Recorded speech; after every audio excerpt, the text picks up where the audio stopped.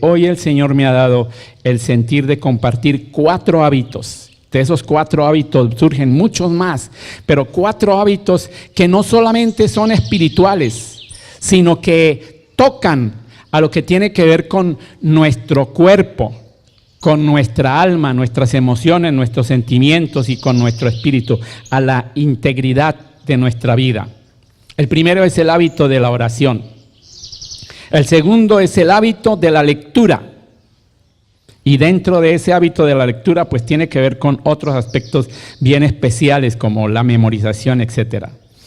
El tercer hábito es el hábito de tomar apuntes. Bueno, uno como educador, pues tiene ese hábito metido allí. Yo soy alguien muy difícil para dejar de tomar apuntes en cualquier reunión, en cualquier, pues en las predicaciones especialmente.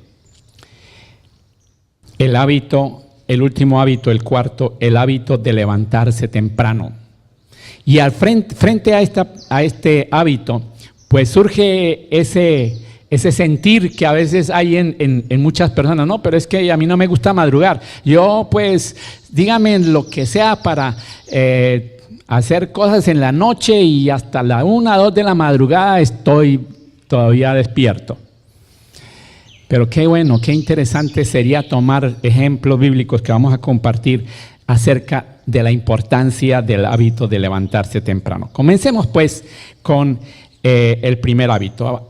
Hagamos una oración.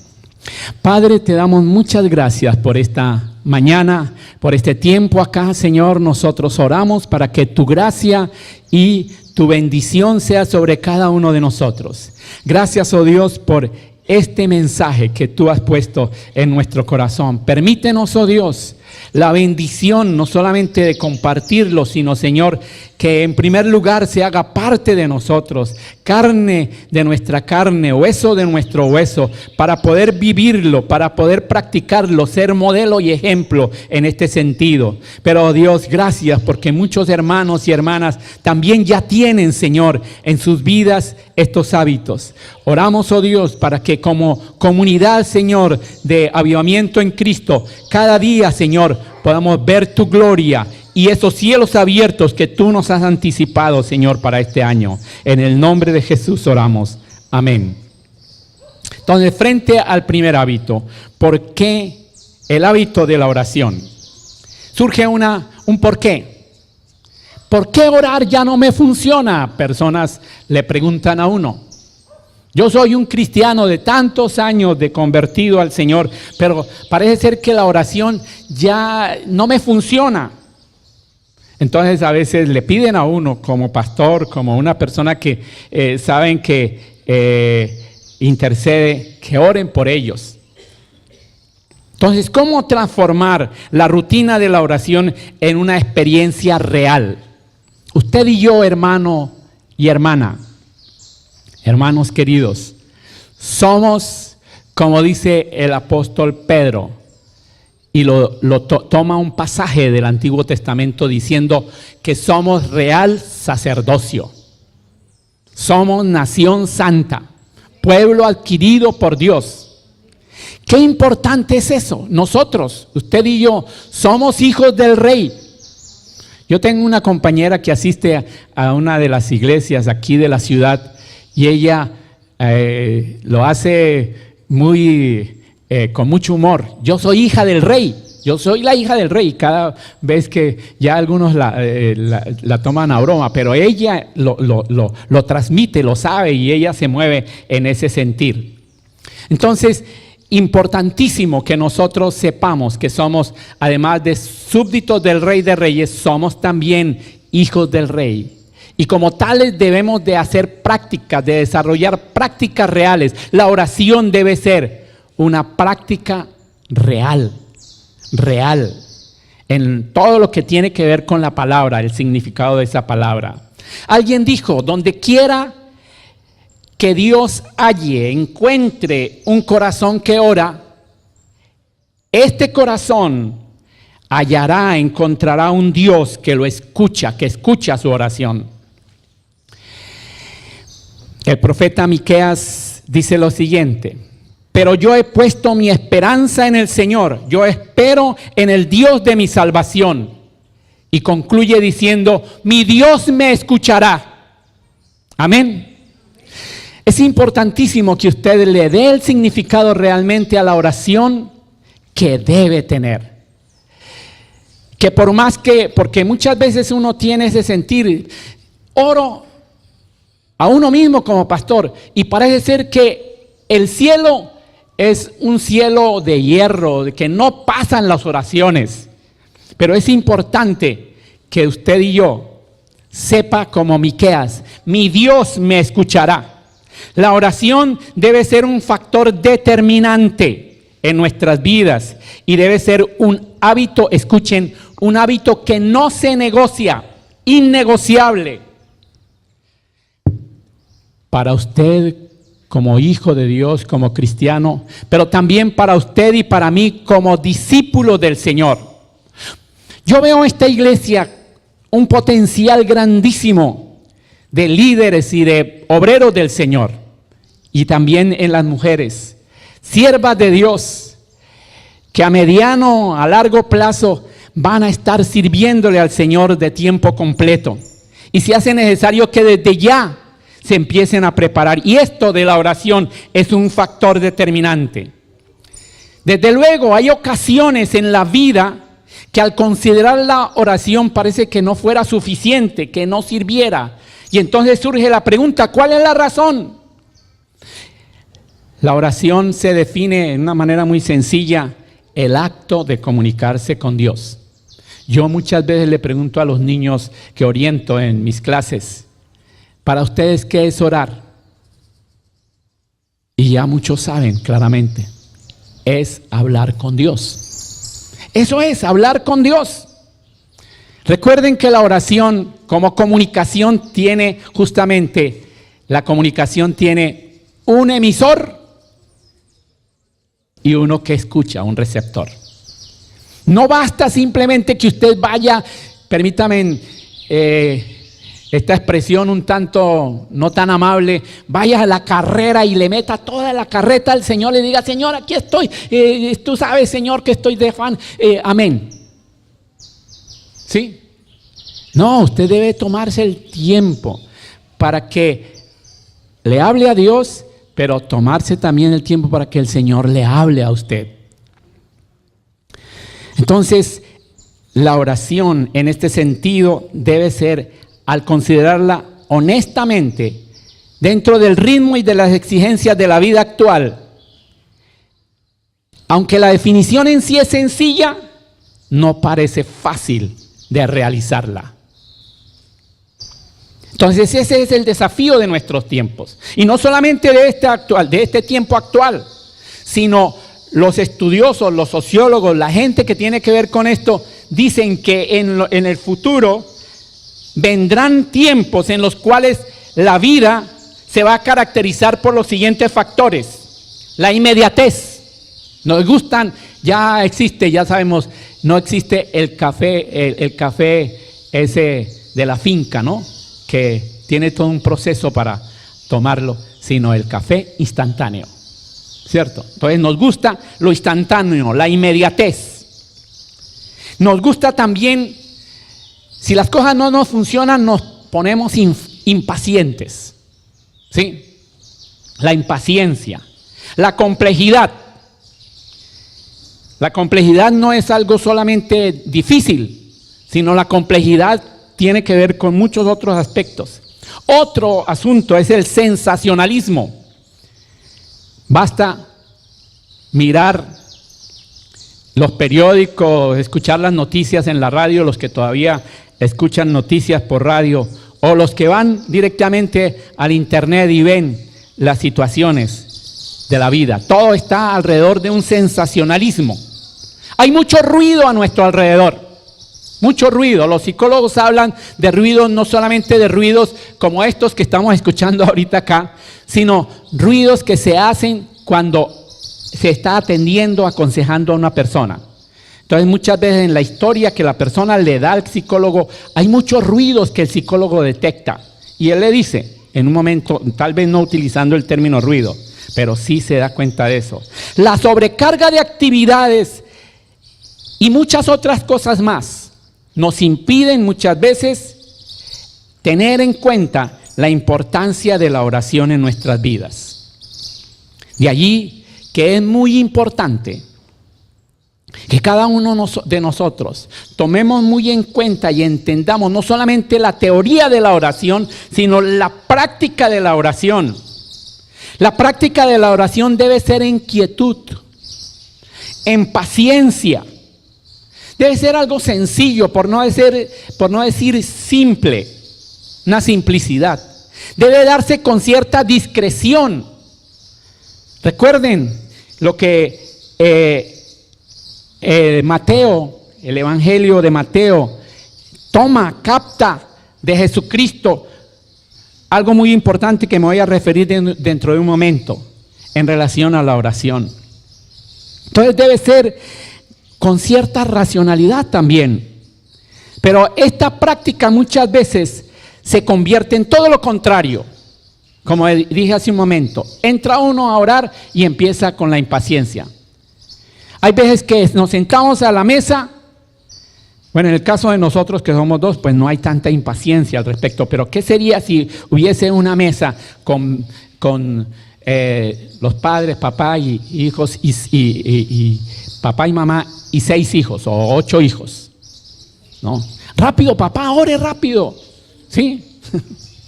¿O quién va a orar rápido? Háganlo. ¿No? Entonces, noten. Muchas veces se convierte en momentos de egoísmo, de complejidad, de rutina. Y entonces a veces utilizamos muletillas en la oración. Hágalo rápido ahí para que el Señor pues nos escuche y podamos ser agradecidos al Señor. O palabras huecas.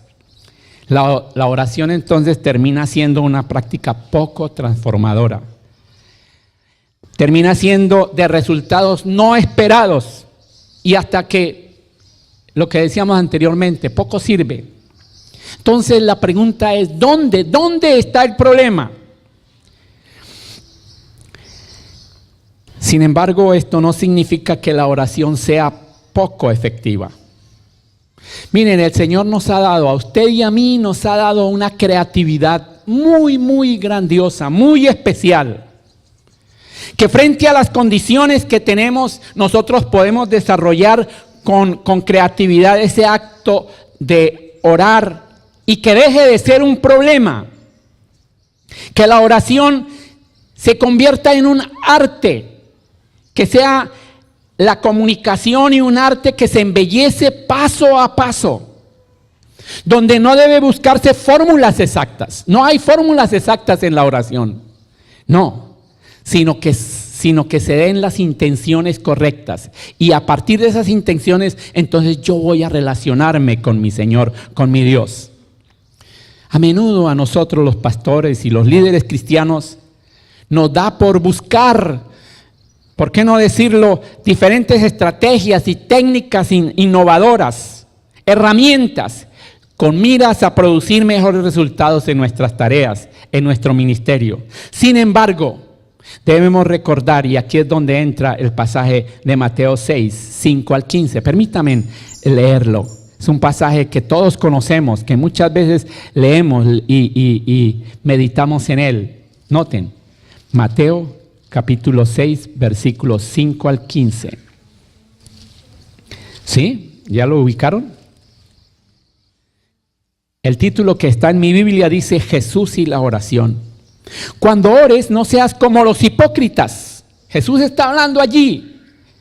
Y qué interesante que de alguna manera nos da duro, o les da duro a los oyentes de ese momento. No seas como los hipócritas, porque ellos aman el orar en pie en las sinagogas y en las esquinas de las calles para ser vistos de los hombres. De cierto os digo que ya tienen su recompensa.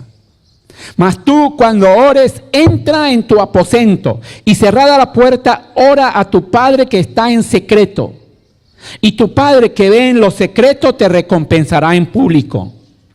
Importante entrar a nuestro aposento, allí a nuestra alcoba, a nuestro cuarto, y cerrar la puerta, y allí en el secreto con el Señor orarle a Él. Y orando no uséis vanas repeticiones como los gentiles que piensan que por su palabrería serán oídos. No os hagáis pues semejantes a ellos, porque vuestro Padre sabe de qué cosas tenéis necesidad antes que vosotros le pidáis. Vosotros pues oraréis así. Este modelo, que es uno de los modelos de oración, no es una fórmula mágica, pero sí nos da principios claros que son tocantes al relacionarnos con el Padre. Padre nuestro que estás en los cielos, santificado sea tu nombre. Venga tu reino, hágase tu voluntad como en el cielo, así también en la tierra. El pan nuestro de cada día, dánoslo hoy y perdónanos nuestras deudas como también nosotros perdonamos a nuestros deudores. Y no nos metas en tentación, mas líbranos del mal, porque tuyo es el reino y el poder y la gloria por los siglos. Amén. Porque si perdonáis a los hombres sus ofensas, os perdonará también a vosotros vuestro Padre Celestial. Mas si no perdonáis a los hombres sus ofensas, tampoco vuestro Padre os perdonará vuestras ofensas. Noten, el Señor no nos enseña, o en la Biblia no encontramos nunca que el Señor enseñó a predicar a sus discípulos. Tampoco los enseñó a cantar. Y no es que sean actividades que no son importantes, son importantísimas. Tampoco les enseñó a elaborar estrategias, pero sí les enseñó a orar. Por iniciativa de ellos mismos. Le dijeron: Jesús, enséñanos, Maestro, enséñanos a orar. Pero no solamente les enseñó, sino que con su ejemplo. Recuerden, hay un pasaje en Marcos que dice que Él muy de madrugada se les perdía a los discípulos. Y entonces los discípulos a veces lo buscaban: Maestro, ¿qué estabas ahí, cierto? Como muchas veces uno hace, ¿no? ¿Qué estaba haciendo, no? ¿Qué estabas haciendo? Entonces, seguramente que Jesucristo les decía: estaba con mi Padre Celestial. Estaba orándole a mi Padre Celestial. Con su ejemplo nos mostró que la oración no debe ser un acto de un momento nada más, sino que debe ser un hábito continuo de vida. Bien, más adelante el apóstol Pablo en Tesalonicenses le dice a esa iglesia: orad. ¿Orad cómo? Orad sin cesar. Y alguien ha definido que el orar sin cesar tiene que ver con la respiración. ¿Sí? Es con la respiración. Y qué bueno es que nosotros logremos esa práctica. No es fácil que mientras usted, querida hermana, ahí en su cocina está preparando los alimentos, esté orándole al Señor. Pero seguramente que el Señor, si usted se lo pide, le va a empezar a dar maneras de que mientras está picando la cebolla, no le solamente llore porque la cebolla le pica los ojos, sino que llore al Señor, orándole al Señor.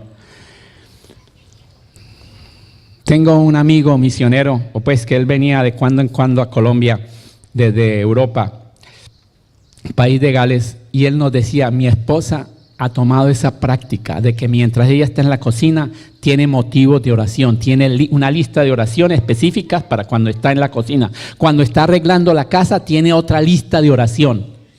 Y de eso vamos a hablar dentro de un rato también. Entonces, qué importante es este hábito. Es un hábito real.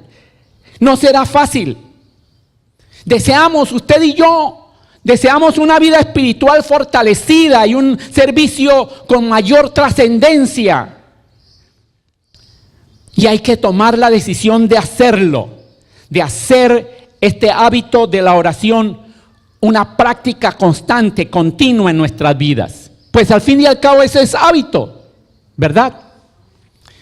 Mi esposa me recordaba que hábito, que ella leyó en alguna parte, que el hábito, algo se convierte en hábito. Es decir, si yo me pongo a hacer una cosa y la hago durante 21 días continuamente y sagradamente, entonces eso a la larga se va a convertir en un hábito. No es algo pasajero. Yo tengo que sentarme y decir: voy a orar. O de pronto los que en casa yo acostumbro hincarme de rodillas, ponerme en el piso de rodillas. Y si es necesario, a veces pongo mi cabeza contra el piso. Entonces, si es así también, orarle al Señor. Orarle con todo nuestro ser. La oración va a transformarse en un hábito que vamos a transitar todos los días. ¿Y de quién depende eso? Recuerdo a un consejero que tuvimos cuando estudiábamos allá en Guayaquil. Y él alguna vez me llamó la atención, no recuerdo si es cierto, antes de llamarme la atención en una forma de disciplina, me sentó y me dijo: Enrique, hay cosas que Dios no puede hacer por ti y todo depende de ti, y una de ellas es la oración. Si tú no oras, Dios no va a orar por ti. Dios ya dejó, aquí el Señor ya dejó estas enseñanzas para que nosotros las practiquemos. Entonces depende de usted, solamente de usted. El orar depende de usted. Entonces es una práctica que usted debe empezar.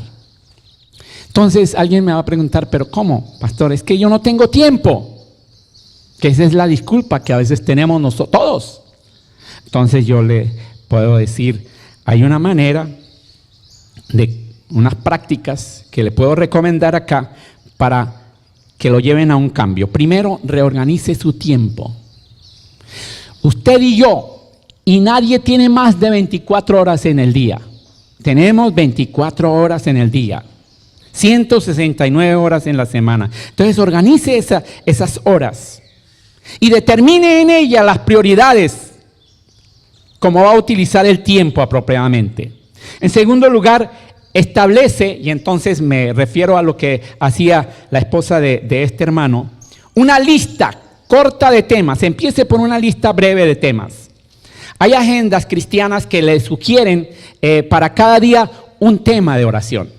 Entonces, a veces algunos dicen, el lunes ore por el gobierno, por el presidente y todos los que están en eminencia. El día martes ore por lo que tiene que ver con la educación. Y así sucesivamente. Por allá el día viernes orar por la familia. En fin. Entonces usted puede hacer una lista de temas y orar al respecto dentro de un calendario de su día. No es una regla mágica, hermanos y hermanas.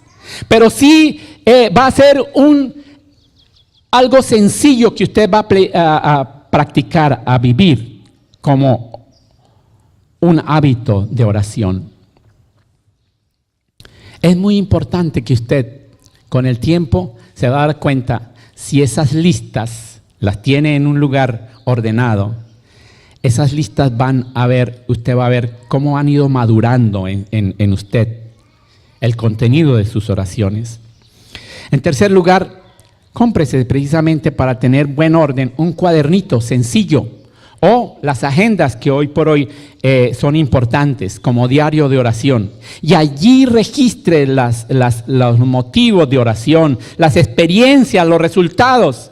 Y esto le va a servir para más adelante un historial de oración.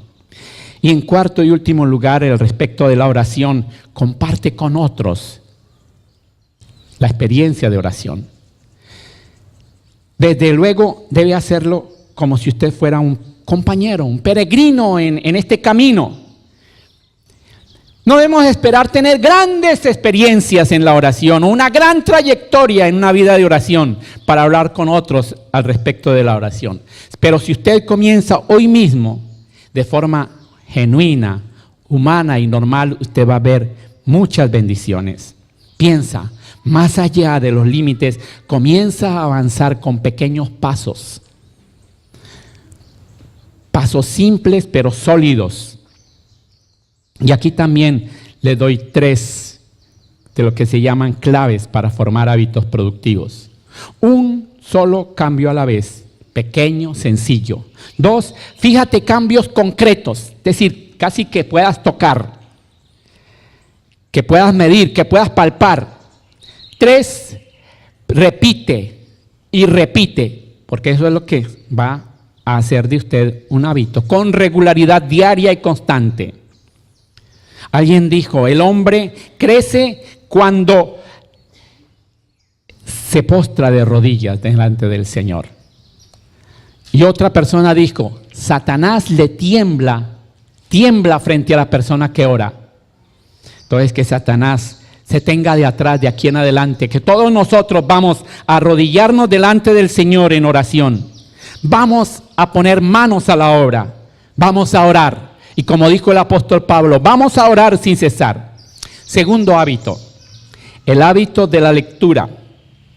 Frente a la lectura, hermanos y hermanas, y hoy frente a lo inmediato del internet, nosotros tenemos ciertas tendencias, ciertos momentos que de pronto no nos permiten a nosotros orar realmente, leer con un buen sentido.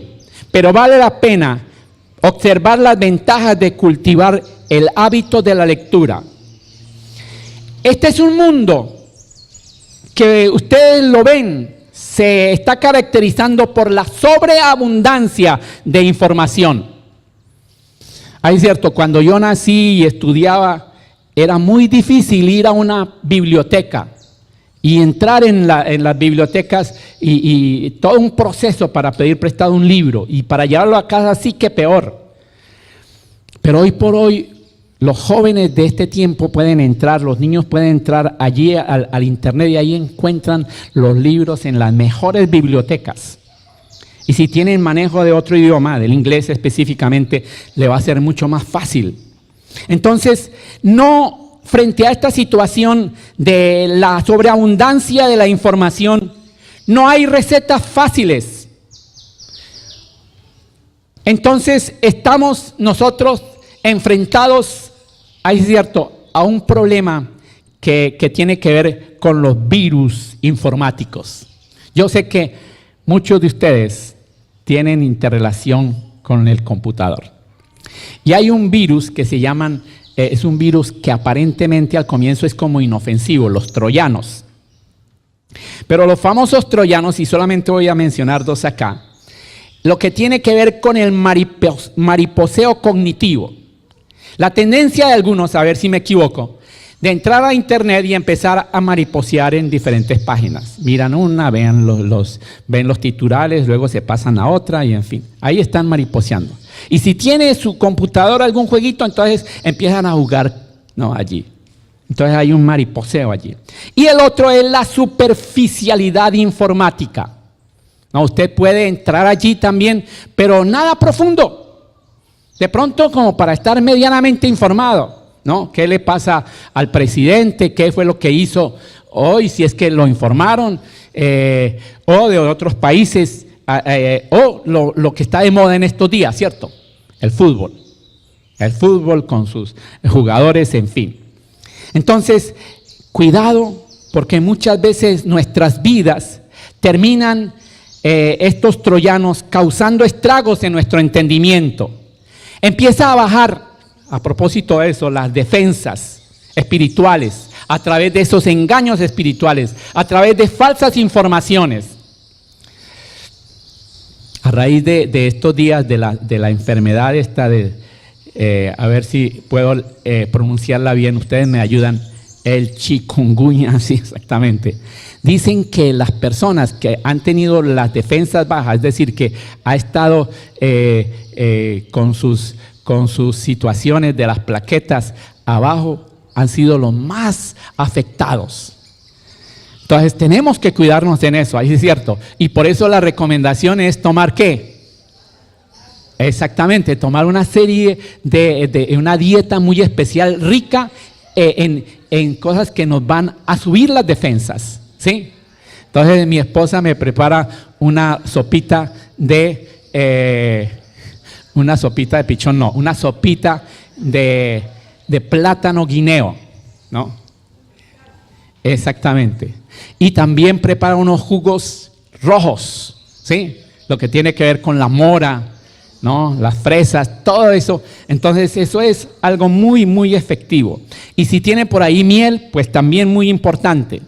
Bueno, hay tantas situaciones que tienen que ver con eso, pero lo traigo a colación acá porque, hermanos, se hace necesario que frente a la toma a la importancia de la lectura, nosotros sepamos entender, sepamos nosotros enfrentar esos troyanos. En el tiempo de Josué no había lo que tenemos nosotros, pero Josué, según lo que Moisés le habla, parece ser que Josué no era como muy listo, como muy atrevido frente a las cosas. Entonces Moisés le dice a Josué: nunca se apartará de tu boca, inspirado por Dios, por el Espíritu Santo, este libro de la ley, nunca se apartará de tu boca, le dice Josué a Moisés, este libro de la ley. La palabra del Señor. En ese tiempo, pues la ley era solamente la Torá, el Antiguo Testamento, si podemos resumirlo o concretarlo allí. Sino que, ¿qué? De día y de noche meditarás en él, para que guardes y hagas conforme a todo lo que está escrito en él, porque entonces harás prosperar tu camino y todo te saldrá bien. El famoso premio Nobel más actual de América Latina de literatura, Mario Vargas Llosa, dice lo siguiente: seríamos peores de lo que somos sin los buenos libros que leímos, más conformistas, menos insumisos, y el espíritu crítico también adoleciendo de él, motor del progreso, ni siquiera existiría, dijo Mario Vargas Llosa.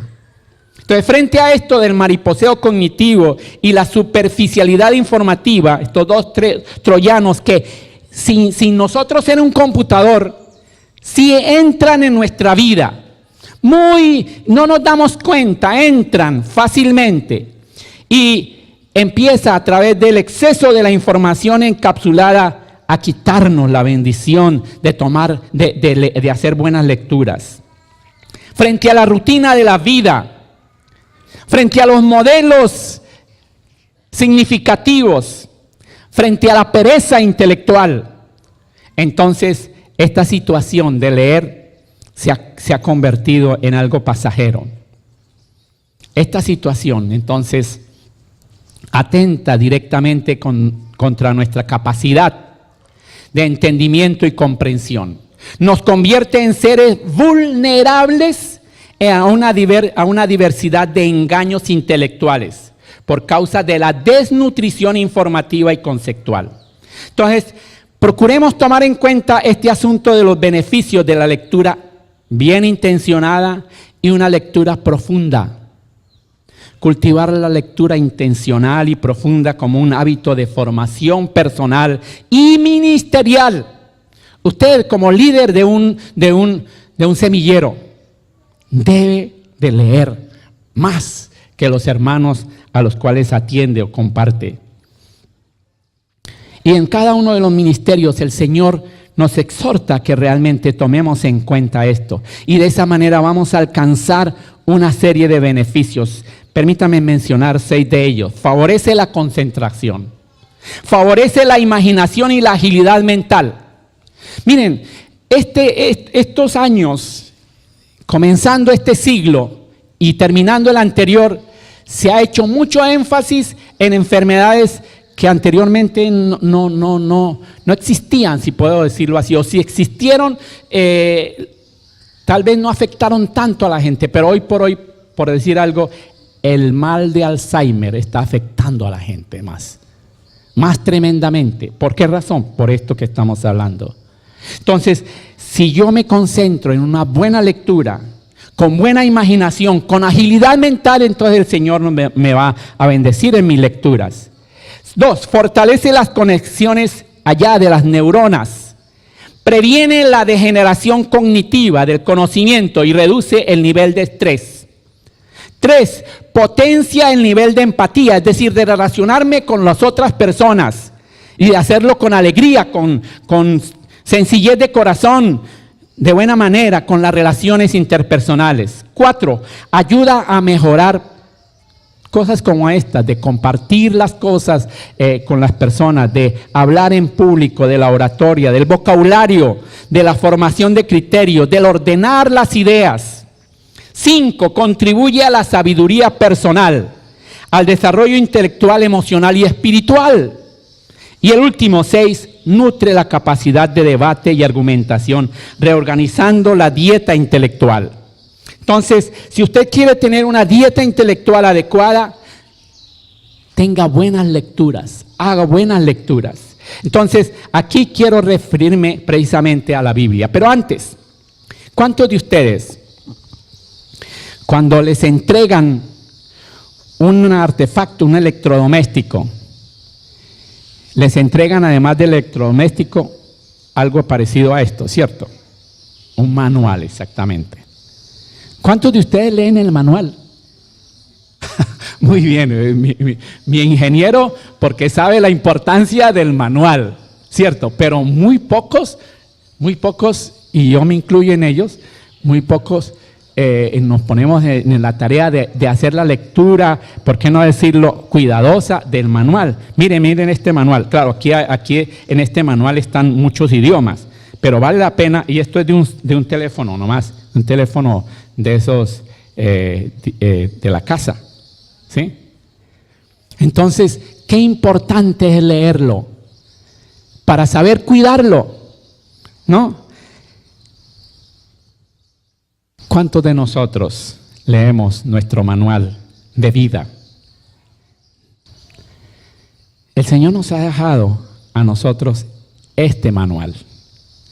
Y para leerlo constante y continuamente, para encariñarnos de Él, para estudiarlo cuando podamos estudiarlo, hacerlo con gozo. El famoso San Agustín dijo lo siguiente: cuando oramos hablamos con Dios, pero cuando leemos es Dios quien habla con nosotros. La lectura sistemática, es decir, ordenada de la Biblia y su estudio reflexivo deben realizarse diariamente con el propósito de ir descubriendo verdades y de esa forma convertirnos en creyentes sólidos, con vidas continuamente transformadas. El leer y practicar la palabra de Dios nos llena de sabiduría e inteligencia de Dios y nos permite disfrutar a plenitud nuestra vida, o esa vida de Dios en nosotros. Eso lo dijo San Agustín, un hombre que antes de conocer a Dios anduvo en una disolución de su vida, en vicios y en una serie de cosas, pero su mamá oraba y permitió que conociera del Señor, y a partir de eso él fue el que le cambió mucho a la teología de ese tiempo del catolicismo romano. Entonces encontramos en este hombre y en estos aspectos de la importancia de la lectura de la Biblia cosas muy importantes. No, usted dirá, pero no es que solamente la Biblia. Es cierto. Entonces, busque una literatura con contenido bíblico sobre la familia, las finanzas, la salud, el liderazgo, la educación, el ministerio, la espiritualidad, la realidad social en la que vivimos, un sinfín de áreas. Este tipo de contenido le va a proveer información, perspectivas y la posibilidad de ir formando criterios temáticos. Pero una recomendación: si usted se propone hacer una lectura de la Biblia, procure tomarse su tiempo. Diga, voy a invertir media hora en leer mi Biblia. Empiece por media hora, le recomiendo eso. Y con el tiempo el Señor le va a pedir un poco más, pero usted se va a levantar quizás un poco más temprano, se va a acostar un poco más tarde de leer la Escritura. Un tercer aspecto es literatura de contenido general y especializado. Nosotros los docentes tenemos necesidad de leer otras cosas, otras tendencias, otras situaciones, entonces abordarlo. La lectura, dijo alguien, es a la mente lo que el ejercicio es al cuerpo. Entonces, 3 recomendaciones. Primero, priorice calidad de lectura sobre la cantidad. No es cantidad de lectura. Que usted le pregunten, ¿usted cuántos libros ha leído? Y que usted en una semana diga 5. Entonces, un libro por día. Mucha mentira, ¿no es cierto? Una mentira bien grande, ¿no? Está Ahí es cierto, qué vergüenza, pero está dicho de los estudiosos que hacen investigaciones sobre eso, que los profesores, los maestros, leemos poco. Entonces, es una vergüenza, repito, porque nosotros debiéramos leer siquiera un libro en el mes. Entonces, ahí está un gran desafío, repito, para mí mismo. Segundo, establece una meta realista de lectura y cúmplela. Entonces, lo que les decía, de 20 minutos, media hora. Entonces, si usted lo va a hacer, hágalo, pero hágalo para cumplirlo. Tercero y último, lee con regularidad y en forma diaria y constante. Un famoso latino dijo lo siguiente: un hogar sin libros es como un cuerpo sin alma. Nosotros nos tomamos la tarea de preguntarle a los niños, en su casa, ¿cuántos libros hay? Y hay veces que hay algunos que dicen, no, en mi casa no hay libros. ¿No? Entonces, claro, hay una comunidad que es una comunidad muy reprimida, en fin. Entonces, frente a eso es muy difícil. Pero qué importante que nosotros cultivemos eso, de tener buenos libros en nuestro hogar y acceder a buenos materiales de lectura. Y especialmente la Biblia. La Biblia no ha dejado de ser bestseller, como lo llaman los americanos en el idioma inglés. Es decir, un libro especial a nivel mundial de lectura obligatoria, el libro más importante de la historia. También debe ser leída de forma continua y reflexiva. Miren lo que dijo el profeta Jeremías. Y él lo hacía en oración. Decía, fueron halladas tus palabras y yo las comí. Es decir, el profeta va y encuentra la palabra del Señor. Y dice que fueron halladas tus palabras y yo me las empecé a comer, las comí. Tu palabra me fue por gozo y por alegría de mi corazón, porque tu nombre se invocó sobre mí, Jehová, Dios de los ejércitos. Jeremías 15:16. Qué importante es este sentir del profeta. Comer, degustar la palabra del Señor. Y al degustarla, que nos dé gozo, que nos dé alegría a nuestro corazón. Y dice, concluye él, porque tu nombre se invocó sobre mí, Jehová, Dios de los ejércitos. Él tenía a un Dios que no era un Dios cualquiera, el Dios de los ejércitos. Por medio de un sólido hábito de lectura, luchemos contra los troyanos que mencionábamos hace un rato, esos troyanos intelectuales. Inmunicémonos contra los engaños, elevemos nuestro entendimiento y alcancemos nuevos niveles de liderazgo y tanto personal en nuestras oficinas, en nuestros negocios, en donde quiera que andemos. Nosotros como estudiantes, como estudiosos, como alguien que orienta, como profesores, debemos de tomar esto como un hábito y tenerlo como parte de nuestro ministerio. Amén. Vamos adelante. El tercero y voy a ir un poco más rápido en esta parte. Tomar apuntes. Debe ser un hábito estratégico. Y tiene aquí como periodista el qué, el por qué y el cómo. El qué es, ¿qué significa tomar apuntes? El acto de tomar apuntes no es simplemente escribir, no. No se trata de una transcripción ahí a la loca. O simplemente, como los profesores que yo tuve muchas veces, tomen notas, pero no tomen nota de mi respiro. ¿Cierto? Decía el profesor. Muchos profesores me dijeron eso y yo también digo eso. Entonces no es eso, sino es más bien la acción intencional de rescatar y registrar de una forma clara el contenido más importante, las ideas más relevantes de las propuestas que nos están haciendo y también para poder asimilarlas e incorporarlas al conocimiento personal. Es decir, esas notas después deben ser tan bien tomadas que después yo las vuelvo a leer. Y bueno, esto me conviene, esto me ayuda, esto no me ayuda, entonces esto lo desecho. Si practica la toma de apuntes con eficacia, utilizando palabras clave, le sorprenderá ver cuánta más información puede caber en un espacio determinado. Ustedes dirán, pero es que en el boletín que los pastores nos comparten, ahí no se puede escribir casi nada.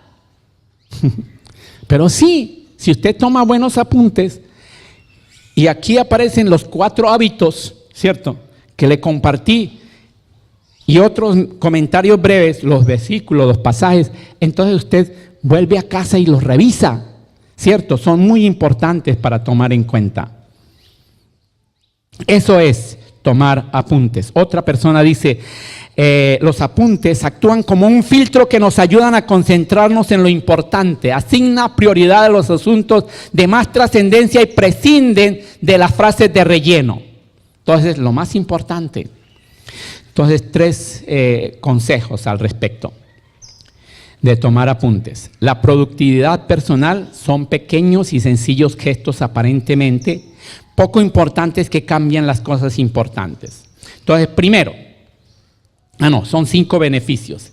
Facilita la comprensión y retención de lo escuchado o leído. 2, permite reforzar la capacidad de atención mejorando concentración y memorización. En lo anterior hacíamos énfasis de que hay cierto, nuestras neuronas se activan, se tocan, son tocadas por la lectura. Pero aquí al tomar apuntes también nuestra concentración y memorización es importante. 3, contribuye al estudio, al aprendizaje, al repaso efectivo. Esto lo saben muy bien los estudiantes. Yo veo aquí que muchos de ustedes han sido estudiantes o son estudiantes. 4, desarrolla la habilidad de sintetizar, resumir, seleccionar lo importante de un tema. Y 5, favorece a potenciar la comunicación efectiva, la interpretación clara y la precisión en las escrituras. Entonces, estos 5 aspectos son importantes para que ustedes los vayan perfeccionando y ejerciten la práctica y van a ver ustedes cosas muy especiales. ¿Cómo tomar apuntes? Entonces, hay una forma de aspectos que hoy por hoy se llaman mapas mentales y mapas conceptuales. Es decir, es tomar de temas y empezar a meterlos en unos cuadritos que se llaman, ¿cierto? Y esos cuadritos sacarles flechas y que sean algo que usted después toma ese cuadrito y entonces puede explicarlo rápidamente. Aquí yo quería decir esto, o entendí esto y esto y aquello. En fin, estos son aspectos para tener en cuenta. Tenga presente, para ser efectivo en nuestra sociedad hoy por hoy, usted debe ser capaz de transmitir una idea central, lo que estamos tratando de transmitir aquí, una idea principal y un mensaje sencillo, breve, dicen los entendidos, de 140 caracteres, es decir, 2 páginas. Tomar apuntes es hacer resúmenes y elaborar esquemas mentales con habilidades fundamentales en la competitividad de líderes enfocados en la nueva generación. Las nuevas generaciones, es cierto, yo las admiro, porque las nuevas generaciones que estudian realmente nos están dando muchas lecciones especiales a nosotros, los que pues ya hemos pasado ya un buen tiempo en nuestra vida. Muy bien, el hábito de tomar apuntes es para incorporarlo, practicarlo, perfeccionarlo como un hábito estratégico. Y el último, el hábito de levantarse temprano. ¿Quién se atreve a madrugar? Levantarse temprano, un hábito enfocado en la productividad. De veras, yo admiro a esos hombres y a esas mujeres que madrugan, que están desde antes de que el sol salga, están de pie. En la Biblia se puede observar el hábito de levantarse temprano. Estuvo presente en varias personas, como las siguientes. David. El rey David lo expresa de la siguiente manera en el Salmo 63, 1. Dios mío eres tú, de madrugada te buscaré. Mi alma tiene sed de ti, mi carne te anhela en tierra seca y árida donde no hay aguas. Ese era un día muy tremendo para David. Lo estaba persiguiendo su propio hijo para matarlo. Y entonces lo esconden allá en un lugar en el desierto. Entonces él expresa, ahí compone este versículo. Dios mío eres tú, de madrugada te buscaré. No solamente porque lo estaba haciendo ese día, lo hacía diariamente. Como un estadista, como un rey que era. Mi alma tiene sed de ti, mi carne te anhela en tierra seca y árida donde no hay aguas. Otro personaje del Antiguo Testamento, Moisés, el gran Moisés. En Éxodo 24:4 dice: y Moisés escribió todas las palabras del Señor levantándose muy de mañana. Edificó un altar al pie del monte con 12 columnas por las 12 tribus de Israel. Levantándose muy de mañana. Yo me imagino a Moisés allí de rodillas frente al Señor, orándole al Señor, y luego empezó a coger piedras y pues no existían los ladrillos, pero las piedras, y empezó a edificar allí el altar al pie del monte, pensando en cada una de las 12 tribus, pensando en cada uno de los hombres y mujeres que llevaba allí por el desierto. Otro gran hombre, profeta Isaías. Todo mi ser te desea por las noches. No solamente era por la madrugada, pero aquí a continuación, al renglón seguido, dice: por la mañana mi espíritu te busca. Todo mi ser te desea por las noches, por la mañana mi espíritu te busca. Isaías, el primer profeta mayor, pues que estaba en el orden de la Biblia, dice esto. Otro hombre, el famoso Job, cuando las fiestas terminaban, este es un comentario, a veces después de varios días, Job, nos dice la Escritura, purificaba a sus hijos, se levantaba temprano por la mañana y ofrecía una ofrenda quemada por cada uno de ellos, porque pensaba: quizás mis hijos hayan pecado y maldecido a Dios en el corazón. Esta era una práctica habitual de Job, constante de Job. Y el último, Jesús. En la madrugada Jesús se levantó y fue a un lugar solitario para orar, nos dice Marcos 1:35. Al parecer este hábito tiene su razón de ser y su importancia, pero ¿es aplicable en nuestros días? ¿En qué beneficia a usted y a mí como personas? ¿Cómo comenzar a practicarlo?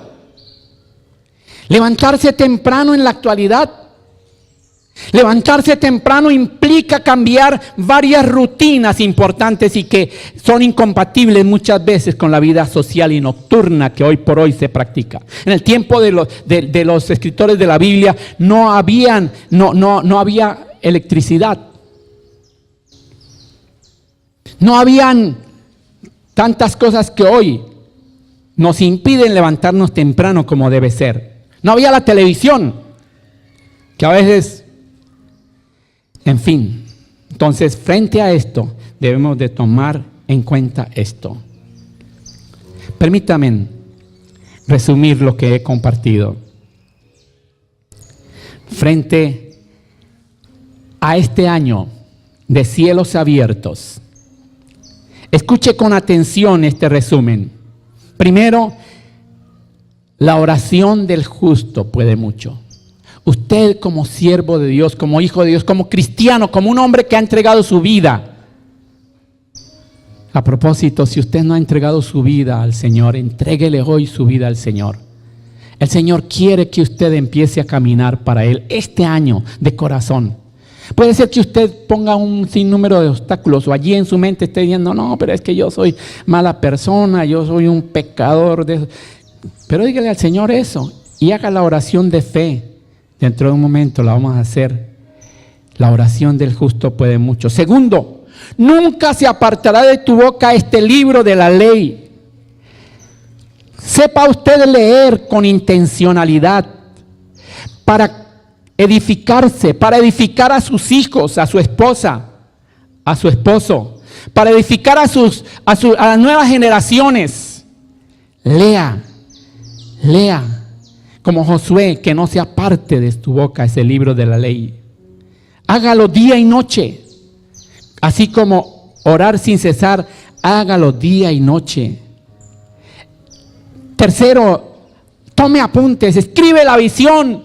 Dice el Señor a uno de los profetas: haga buen uso de la tecnología, hágalo y verá que el Señor va a llenarlo de bendición. Y en cuarto lugar, madrugue.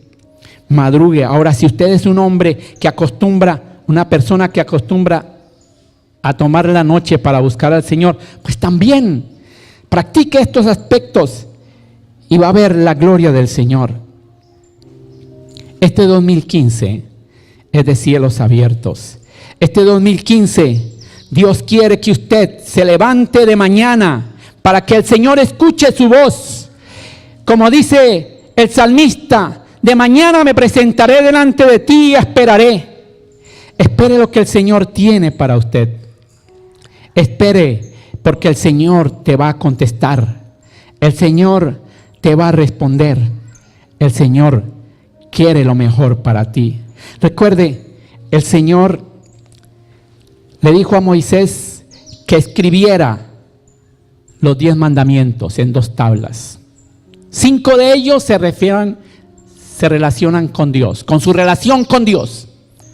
Y los otros 5 son con relación a las personas que lo rodean. Qué importante es que usted entonces tome muy en cuenta esos mandamientos y la palabra del Señor en general. Incline su rostro, vamos a orar.